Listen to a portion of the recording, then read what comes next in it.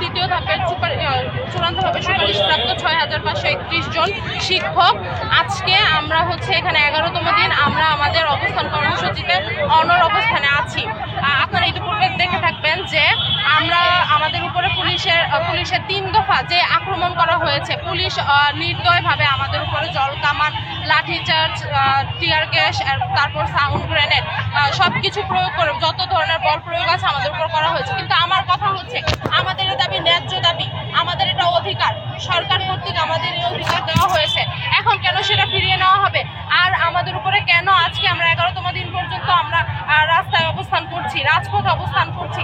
সরকারের কোনো প্রশাসনিক কারো চোখে কি আমরা করছি না? কারো চোখে কি আমাদের এই ন্যায্য দাবি পড়তেছে না? ওনারা কেন এখনো আমাদের এই ন্যায্য দাবি দেওয়া থেকে আমাদেরকে এখনো বঞ্চিত করে রেখেছেন? আজকে আমাদের আদালত থেকে আমাদের যে আপিল করা হয়েছে সরকার কর্তৃক, সেই আপিলের রায় দেওয়া হবে ২টার পরে আমরা সে রায় জানতে পারবো। আমরা সেই পর্যন্ত শান্তিপূর্ণ অবস্থান এখানে করছি, কিন্তু আমাদের এই ঘোষণার রায় যদি তারপরে যদি বহাল রাখা হয়, সেই ক্ষেত্রে আমরা কঠোর থেকে কঠোর কর্মসূচির ঘোষণা করব। আচ্ছা, নতুন বাংলাদেশে পুলিশ আপনাদের উপর যেভাবে ন্যাক্কারজনকভাবে হামলা করেছে, এটাকে কিভাবে দেখছেন? সেটা অবশ্যই খুবই দুঃখজনক এবং আমরা সেটার ন্যাক্কার জানাচ্ছি। ঘৃণ্য একটা কাজ করেছে ওনারা, ইতিপূর্বে দেখতে পারবেন। কিন্তু আমাদের কথা আমরা কিন্তু রাষ্ট্রপক্ষ এখন, কারণ রাষ্ট্র কর্তৃক যেহেতু আমাদের সুপারিশ করা হয়েছে, আমরা অধিদপ্তরের লোক বিধান রঞ্জন স্যার নিজের মুখে আমাদেরকে বলেছেন যে তোমরা ৬,৫৩১ জন আমাদের লোক, তোমরা রাস্তায় দাঁড়ানো মানে আমি নিজে রাস্তায় দাঁড়ানো। তাহলে আমার কথা এখন বিধান রঞ্জন স্যার কোথায়? তারা কি দেখতে পাচ্ছে না যে উনি এখন নিজে রাস্তায় দাঁড়ানো?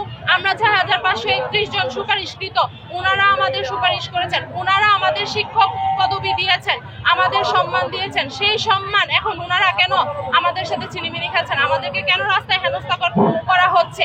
উনি যেহেতু বলেছে আমরা ওনার সন্তান, আমরা ওনার একজন, ওনাদের একজন, তাহলে ওনারা কেন এখন আমাদের যৌক্তিক দাবি নিয়ে কেন কোনো পদক্ষেপ নেওয়া হচ্ছে না ওনাদের পক্ষ থেকে? সেইটা আপনাদের মাধ্যমে ওনাদের কাছ থেকে আমরা জানতে চাচ্ছি। চাকরিতে নিয়োগপ্রাপ্ত না হয়ে সামাজিকভাবে কোনো অবজ্ঞার শিকার হচ্ছে? অবশ্যই হচ্ছি। নিয়োগপ্রাপ্ত আমরা হয়ে গিয়েছি ভাইয়া। আমাদের অনেকের হাতেই কিন্তু নিয়োগপত্র চলে এসেছে, অনেকের হাতেই দেখতে পারবেন। সেই নিয়োগপত্র পাওয়ার পর আমরা যারা পূর্ববর্তী চাকরিতে ছিলাম, আমরা অনেকেই কিন্তু সেই চাকরি থেকে ছেড়ে আমরা এখানে এসেছিলাম নিয়োগ দিতে।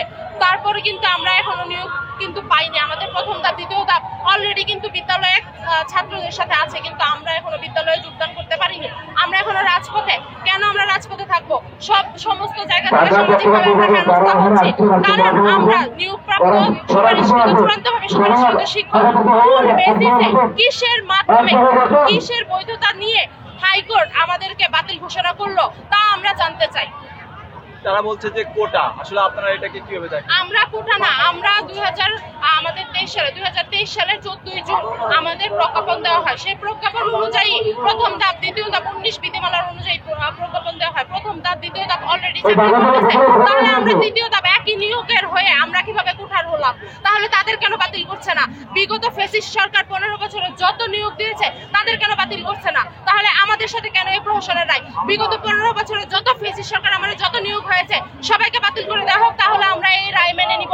তা না হলে আমরা মেনে নিব না, কারণ ফ্যাসিস্ট সরকারের আমলেই সব ধরনের কার্যক্রম আমাদের সম্পূর্ণ হয়ে গেছে এবং এই সরকার 3টা মন্ত্রণালয়ের সুপারিশ ক্রমে, জনপ্রশাসন মন্ত্রণালয়, বিচার বিভাগ এবং শিক্ষা অধিদপ্তরের সুপারিশ ক্রমে আমাদেরকে 31 অক্টোবর 2024 সালে অন্তর্বর্তীকালীন সরকার আমাদেরকে চূড়ান্তভাবে সুপারিশ করেছেন। তাহলে আমরা কিভাবে কোঠার হলাম? আমাদের এই আন্দোলন কিভাবে কোঠার হলো? আমাদের এটা যৌক্তিক আন্দোলন। যৌক্তিক আন্দোলন না হলে আমরা কখনোই এতদিন অনড় থাকতে পারতাম না রাজপথে।